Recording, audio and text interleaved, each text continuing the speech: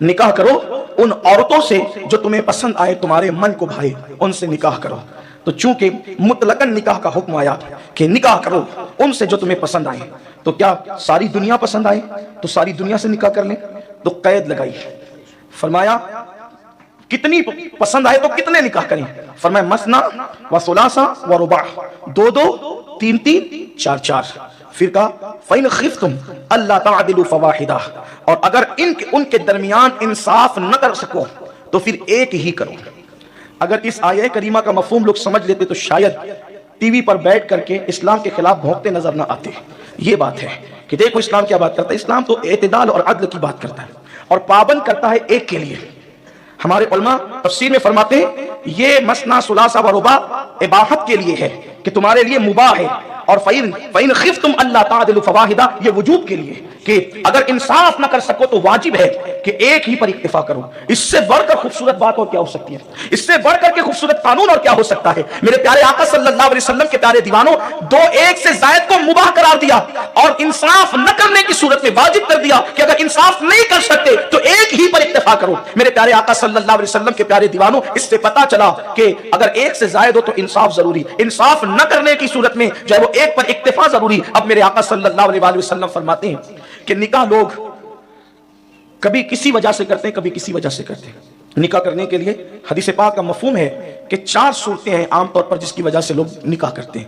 جب کبھی لوگ نکاح کرنے کے لیے نکلتے ہیں تو وہ انسان جب نکاح کرنے نکلتا ہے تو مال دکھتا ہے کہ داماد مالدار ہے کہ نہیں، یا بہو کے گھر والے مالدار ہے کہ نہیں۔ رشتہ طے کرتے وقت مال دیکھا جاتا ہے، اس کا نقصان بیان کیا گیا۔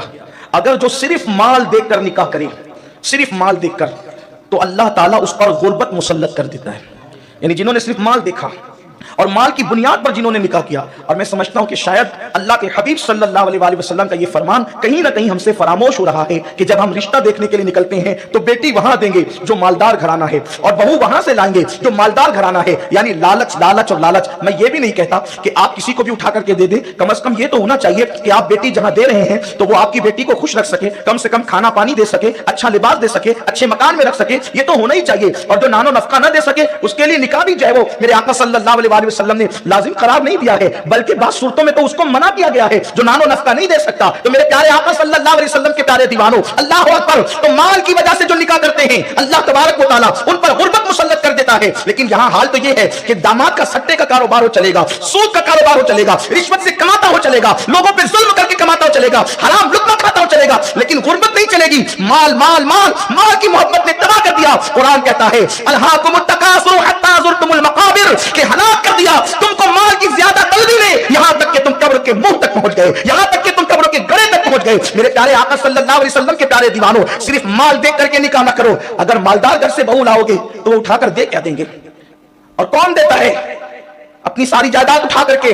اچھی طرح یاد رکھو، انسان دیتا ہے تو اپنی طاقت کے مطابق دیتا ہے، اور اللہ دیتا ہے تو اپنی شان کے مطابق عطا کرتا ہے۔ لوگوں سے امیدیں وابستہ کرنے والوں، اللہ کے حبیب صلی اللہ علیہ وسلم نے ارشاد فرمایا کہ جو سوال کا ایک دروازہ خود کھولتا ہے اللہ اس پر سوال کے 100 دروازے کھول دیتا ہے۔ لیکن لوگوں کا حال یہ ہے کہ شادی کریں گے مالدار گھراں، صرف مال دیکھ کر۔ پہلی نوست تو یہ کہ حضور علیہ السلام فرماتے